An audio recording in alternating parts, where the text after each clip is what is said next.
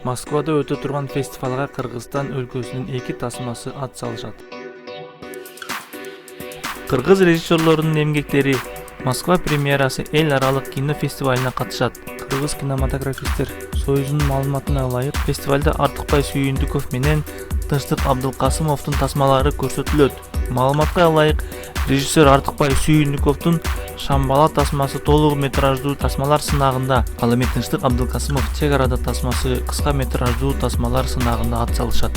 Сынакка Азербайжан, Армения, Беларусь, Грузия, Казакстан, Молдова, Литва, Орусия, Өзбекстан, Украина жана Кыргыз өлкөсү катышат. Москва премьерасы фестивалы 2003 жылдан бери өткөрүлүп келет.